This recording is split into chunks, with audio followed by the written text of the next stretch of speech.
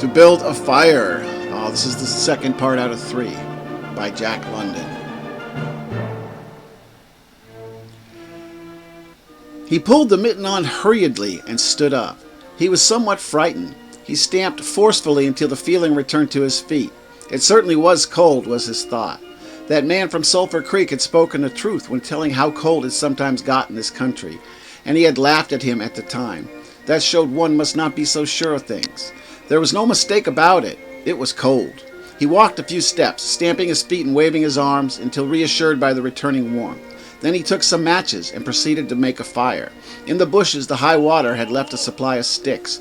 From here he got wood for his fire. Working carefully from a small beginning, he soon had a roaring fire. Bending over the fire, he first melted the ice from his face. With the protection of the fire's warmth, he ate his lunch. For the moment, the cold had been forced away. The dog took comfort in the fire, lying at full length, close enough for warmth and far enough away to escape being burned. When the man had finished eating, he filled his pipe with tobacco and had a comfortable time with the smoke. Then he pulled on his mittens, settled his cap firmly about his ears, and started along the creek trail toward the left. The dog was sorry to leave and looked toward the fire. This man did not know cold. Possibly none of his ancestors had known cold, real cold. But the dog knew, and all of his family knew, and it knew that it was not good to walk around outside in such fearful cold. It was the time to lie in a hole in the snow and to wait for the awful cold to stop. There was no real bond between the dog and the man. The one was the slave of the other. The dog made no effort to indicate its fears to the man. It was not concerned with the well-being of the man. It was for its own sake that it looked toward the fire. But the man whistled and spoke to it with the sound of the whip in his voice. So the dog started walking close to the man's heels and followed him along the trail. The man put more tobacco in his mouth and started a new growth of yellow ice on his face. Again, his moist breath quickly powdered the air on his face with white. He looked around him. There did not seem to be so many pools of water under the snow on the left side of Henderson Creek, and for half an hour the man showed no signs of any. And then it happened. At a place where there were no signs, the man broke through. It was not deep. He was wet to the knees before he got out of the water to the firm snow. He was angry and cursed his luck aloud. He had hoped to get into camp with the boys at 6 o'clock, and this would delay him an hour. Now he would have to build a fire and dry his moccasins and socks. This was most important at that low temperature. He knew that much. So he turned aside to the bank, which he climbed. On top, under several small pine trees, he found some firewood which had been carried there by the high water of last year. There were some sticks, but also larger branches and some dry grasses. He threw several large branches on top of the snow. This served for a foundation and prevented the young flame from dying in the wet snow. He made a flame by touching a match to a small piece of tree bark that he took from his pocket. This burned even better than paper. Placing it on the foundation, he fed the young flame with pieces of dry grass and with the smallest dry sticks. He worked slowly and carefully, realizing his danger. Gradually, as the flame grew stronger, he increased the size of the sticks with which he fed it. He sat in the snow, pulling the sticks from the bushes under the trees and feeding them directly into the flame. He knew that he must not fail. When it was 75 below zero, a man must not fail in his first attempt to build a fire. This is especially true if his feet are wet. If his feet are dry and he fails, he could run along the trail for half a mile to keep his blood moving. But the blood in wet and freezing feet cannot be kept moving by running when it is 75 degrees below. No matter how fast he runs, the wet feet will freeze even harder. All this the man knew. The old man on Sulphur Creek had told him about it, and now he was grateful for the advice. Already, all feeling had gone from his feet. To build the fire, he had been forced to remove his mittens, and the fingers had quickly become numb. His pace of 4 miles an hour had kept his heart pushing the blood to all parts of his body, but the instant he stopped, the action of the heart slowed down. He now received the full force of the cold. The blood of his body drew back from it. Blood was alive, like the dog. Like the dog, it wanted to hide and seek cover from the fearful cold. As long as he walked 4 miles an hour, the blood rose to the surface. But now it sank down into the lowest depths of his body. His feet and hands were first to feel its absence. His wet feet froze first. His bare fingers were numb, although they had not yet begun to freeze. Nose and face were already freezing, while the skin of all his body became cold as it lost its blood. But he was safe. Toes and nose and face would be only touched by the frost, because the fire was beginning to burn with strength. He was feeding it with sticks the size of his finger. In another minute, he would be able to feed it with larger branches. Then he could remove his wet moccasins and socks. While they dried, he could keep his naked feet warm by the fire, rubbing them first with snow. The fire was a success. He was safe. He remembered the advice of the old man on Sulphur Creek and smiled. The man had been very serious when he said that no man should travel alone in that country after 50 below zero. Well, here he was. He had been the accident. He was alone, and he had saved himself. Those old men were rather womanish, he thought. All a man must do was to keep his head, and he was all right. Any man who was a man could travel alone. But it was surprising the rapidity with which his face and nose were freezing, and he had not thought his fingers would lose their feeling in so short a time. Without feeling they were, because he found it very difficult to make them move together to grasp a stick. They seemed far from his body and from him. When he touched a stick, he had to look to see whether or not he was holding it. All of this mattered little. There was the fire, promising life with every dancing flame. He started to untie his moccasins. They were coated with ice. The thick socks were like iron almost to the knees. The moccasin strings were like ropes of steel.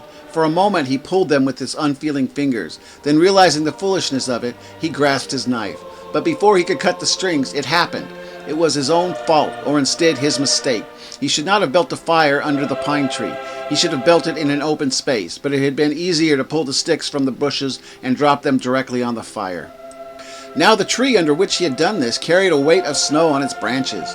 No wind had been blowing for weeks, and each branch was heavy with snow. Each time he pulled a stick, he shook the tree slightly.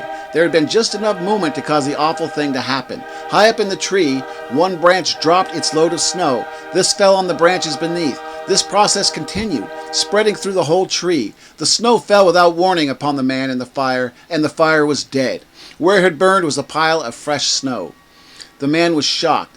It was like hearing his own judgment at death. For a moment he sat and stared at the spot where the fire had been. Then he grew very calm. Perhaps the old man on Sulphur Creek was right. If he had had a companion on the trail, he would be in no danger now. The companion would have built the fire. Now he must build the fire again, and the second time he must not fail. Even if he succeeded, he would be likely to lose some toes. His feet must be badly frozen by now, and there would be some time before the second fire was ready. Such were his thoughts, but he did not sit and think them. He was busy all the time.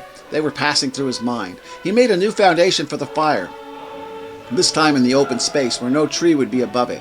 Next he gathered dry grasses and tiny sticks. He could not bring his fingers together to pull them out of the ground, but he was able to gather them by handful, and this way he also got many pieces that were undesirable.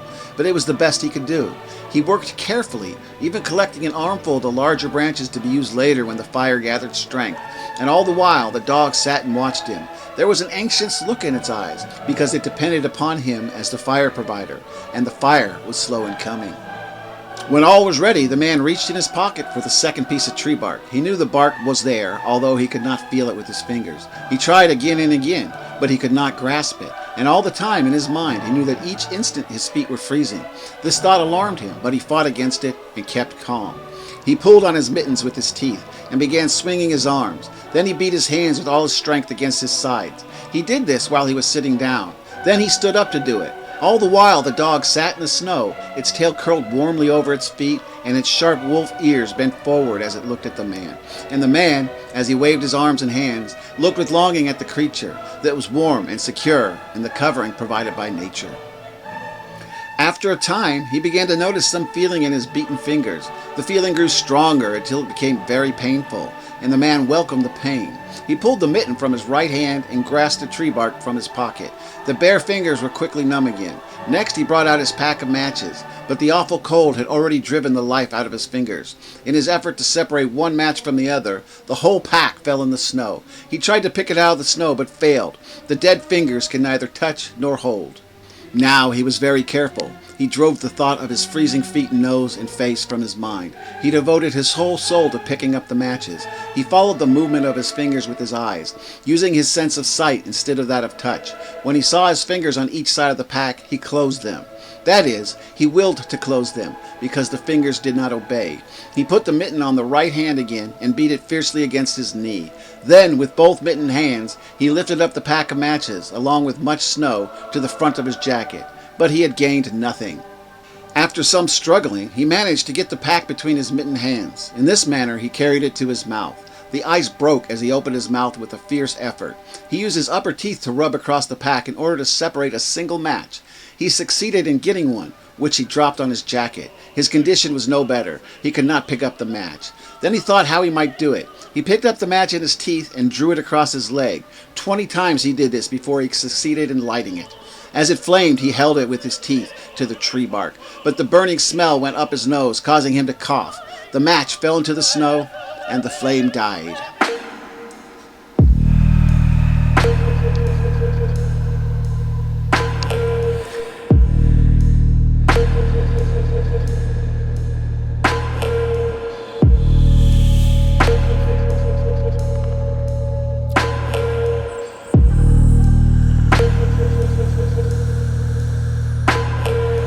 Hey guys, thanks for watching. That was part 2. Part 3 will be out soon. Thanks so much, and goodbye.